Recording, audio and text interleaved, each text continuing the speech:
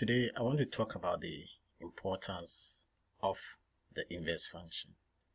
Now, before then, let's establish the fact that the inverse function reverses the function. So, if we have a function as 1 and 2 and 3 and 5, then the inverse of this function, written as that, becomes 2 and 1 and 5 and 3. Now consider the area of a circle giving us a equals pi r squared. Let's call this equation 1.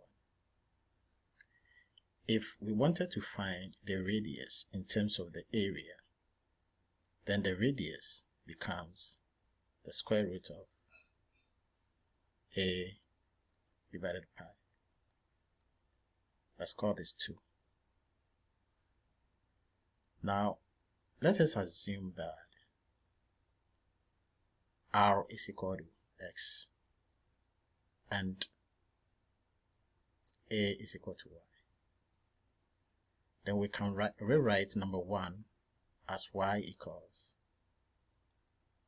pi x squared.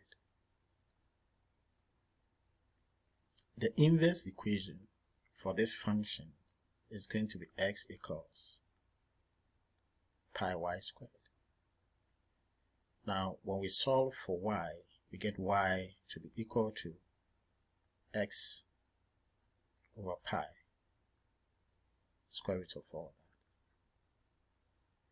And then when we replace y by the inverse, we see that the inverse function becomes the square root of x over pi.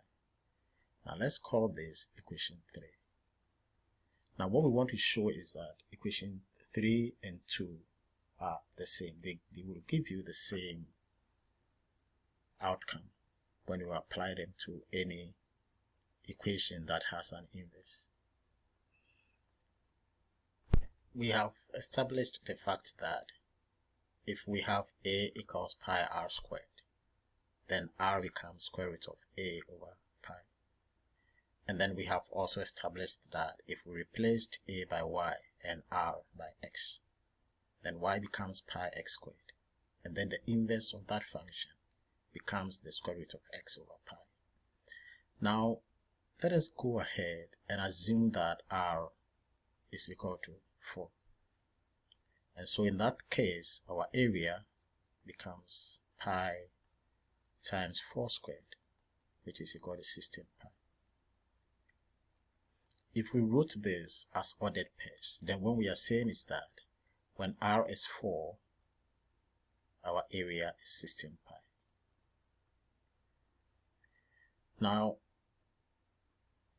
in equation 2, it means that if we put the area to be equal to 16 pi,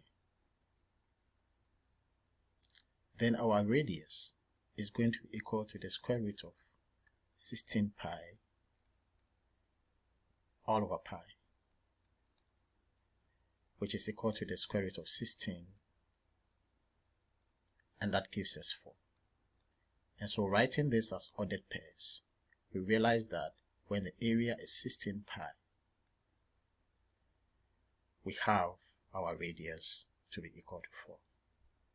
So when you compare this with what we had here, you will see that the radius function, this radius function, is reversing the area function. And so the 4 and 16 pi has been reversed into 16 pi and 4, which is what the function, the inverse function, does. Now, let's put this aside and rather use the inverse and see if we are going to get the same thing. And so, if our function f of x is pi x squared, then we are saying that our inverse function is equal to the square root of x over pi. Now, when we put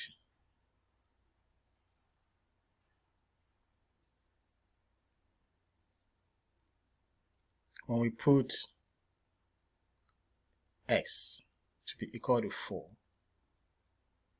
you realize that f4 becomes pi times 4 squared, which is equal to 16 pi, just like we got for the area.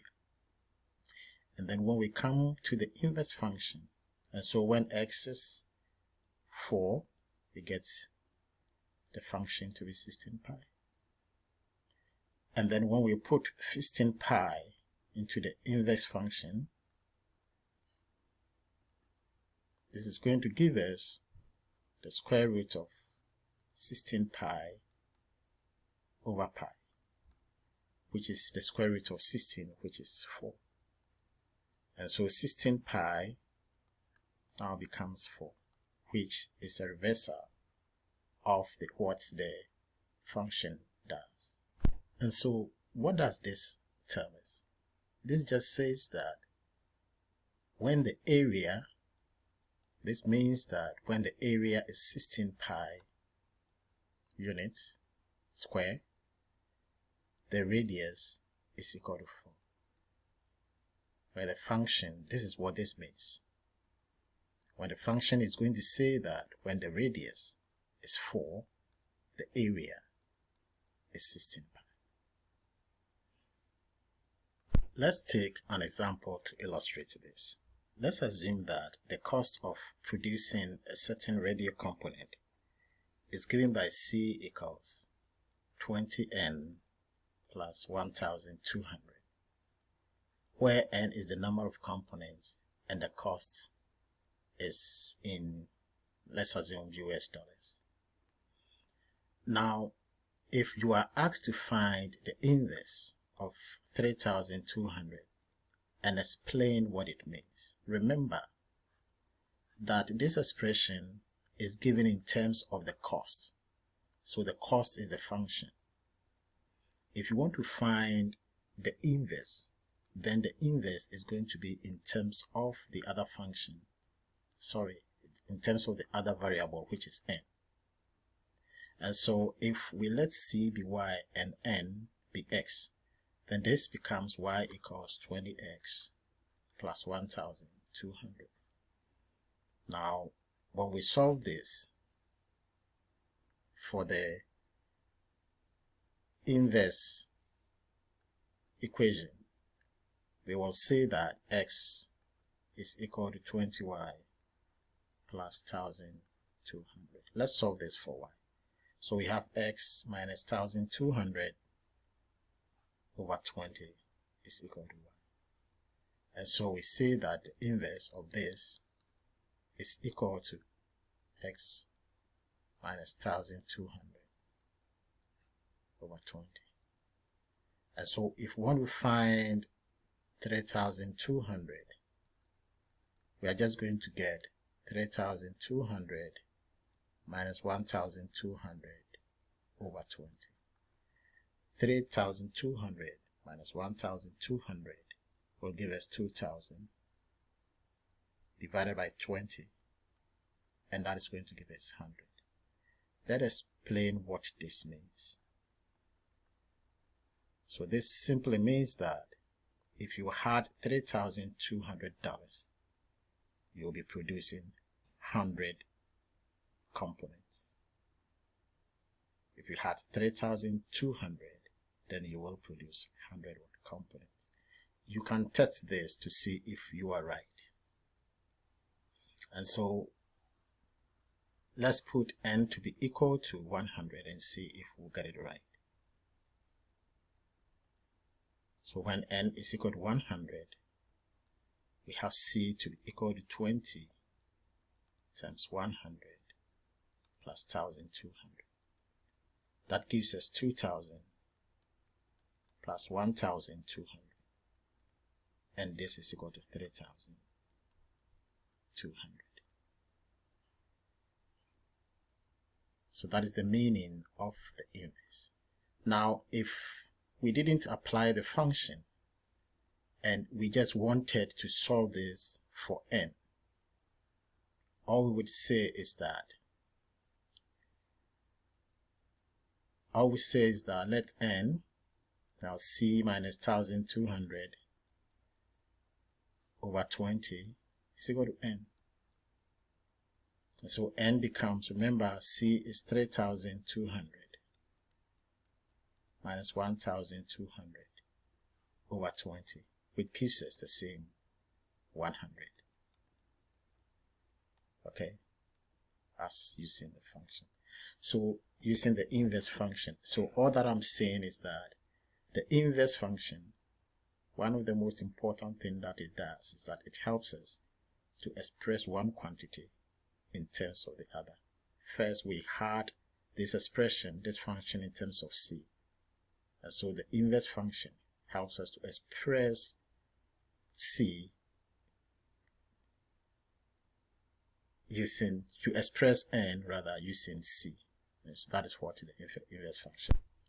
Another important use of the inverse function is that it helps us to convert one quantity into the other. For example, let's assume that we have the Fahrenheit temperature, which is giving us 1.8 times the Celsius temperature plus 32.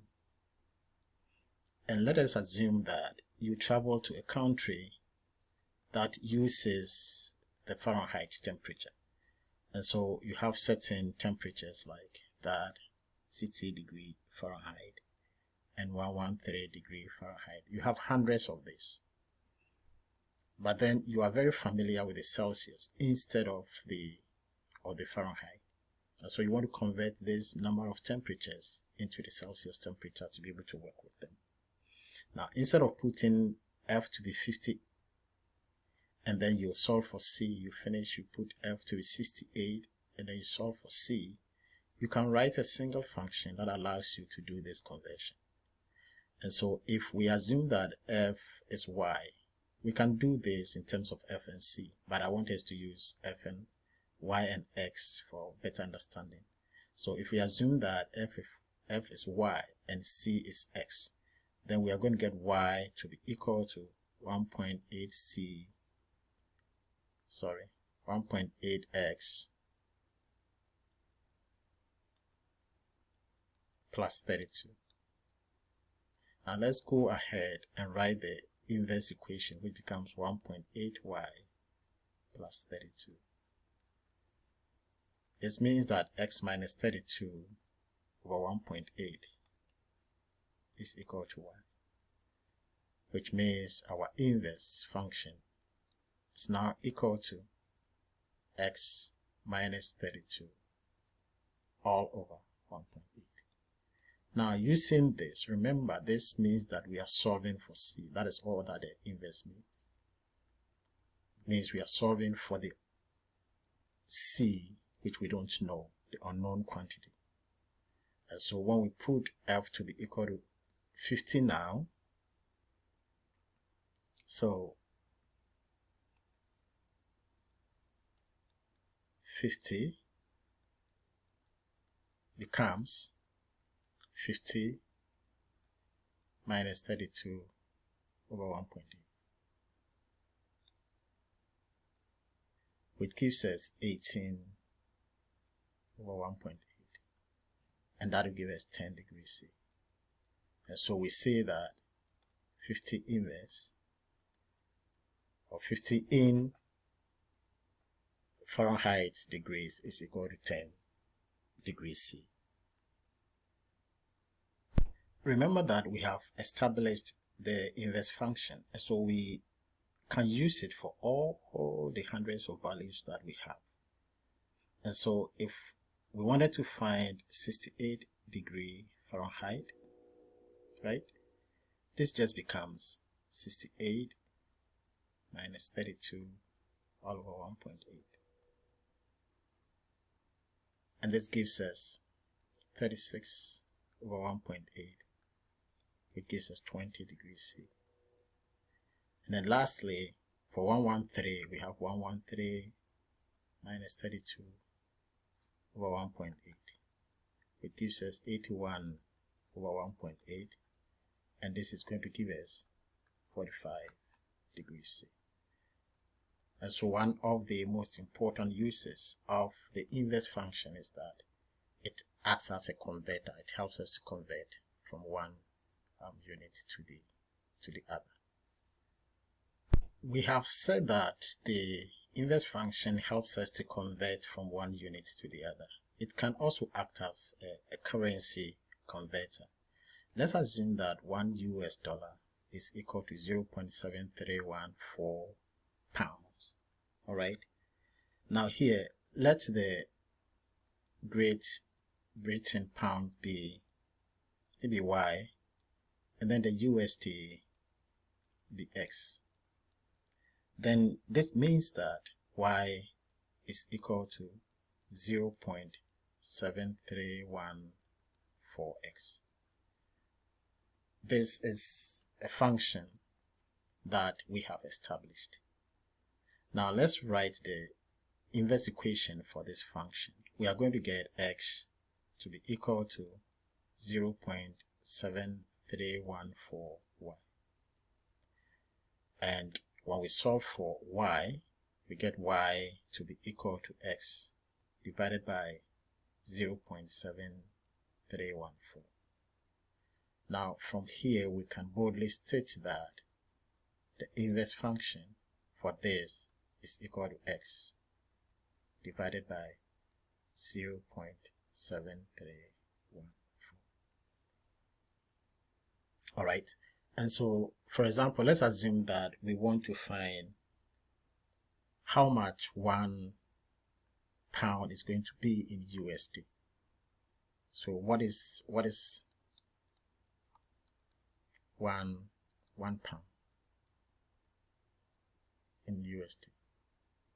So all we do is that we say that this is going to be 1 divided by 0.7314, and that is going to give us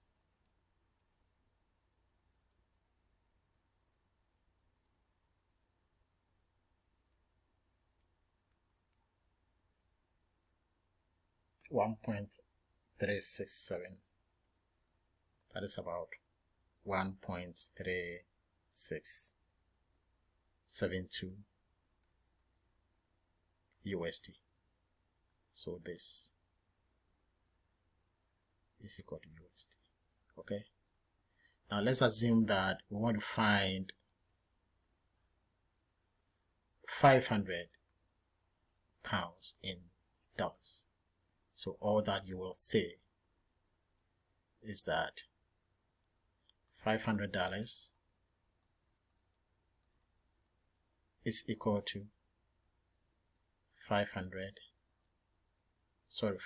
pounds is equal to 500 over 0.7314, which is equal to 683.62 US dollars.